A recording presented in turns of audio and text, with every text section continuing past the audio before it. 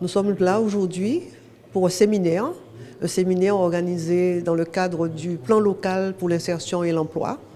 Nous avons donc fait un constat au niveau de la communauté d'agglomération Riviera-du-Levant, un constat suite à l'analyse des besoins sociaux réalisés. Fort de ce constat, c'est-à-dire qu'il a été révélé pas mal de contraintes sur le territoire, notamment en matière d'emploi, parce qu'avec les 2 ans de crise sanitaire que nous avons subis, et bien sûr la conjoncture économique très difficile actuellement, donc nous avons relevé un certain nombre de lacunes en termes d'emploi et d'insertion. Et c'est la raison pour laquelle nous nous sommes basés sur un outil créé par les différents partenaires institutionnels depuis 1999 et refondé en 2015, qui consiste à mettre en place ce qu'on appelle le plan local pour l'insertion et l'emploi.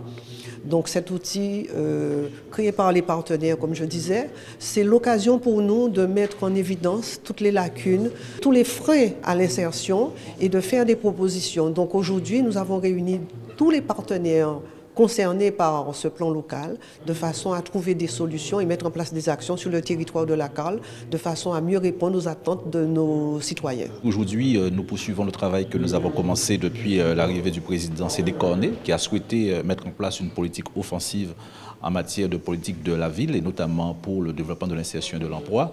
Donc nous organisons ce séminaire qui fait suite à l'analyse des besoins sociaux du territoire que nous avons réalisé.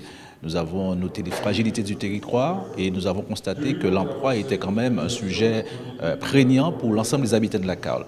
Parce qu'il ne faut pas oublier sur le territoire de la CAL, nous avons quand même beaucoup de demandeurs d'emploi. Nous avons recensé au moins 6 000 bénéficiaires du RSA, plus de 25% de jeunes qui sont demandeurs d'emploi.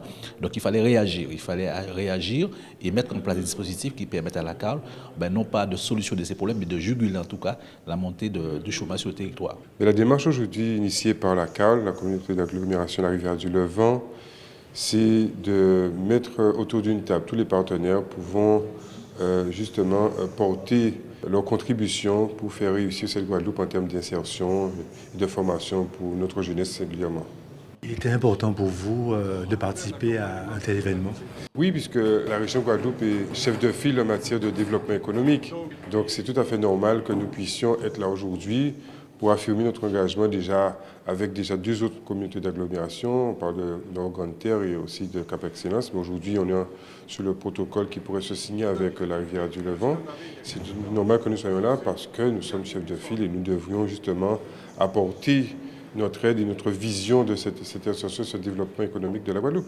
C'est un temps fort d'échange avec les partenaires parce que vous savez que les EPCI ont une compétence notamment sur l'insertion.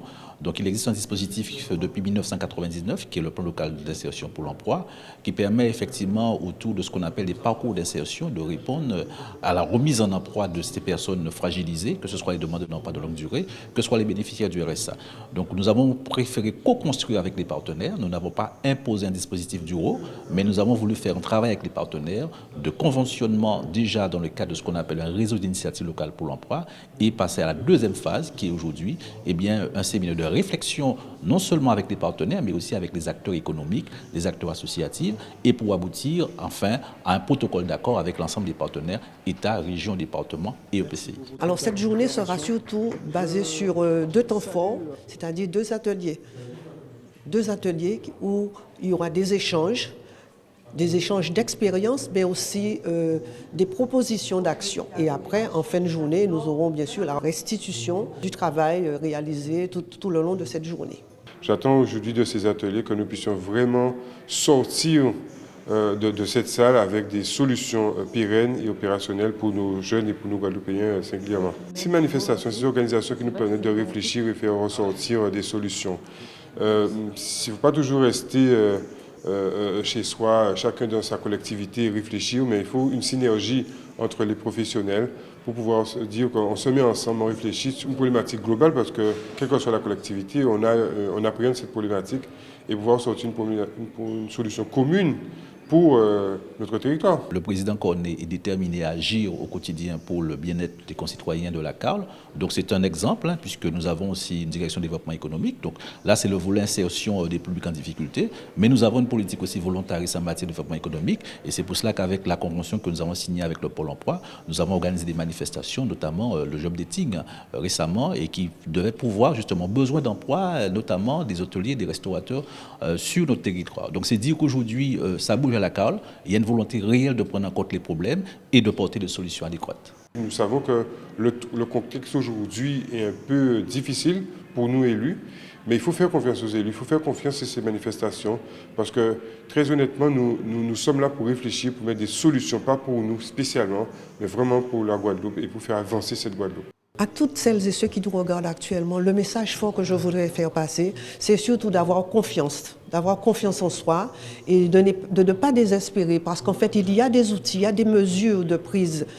Tout simplement, il faut y croire et il faut vraiment mettre toute sa bonne volonté à ces outils.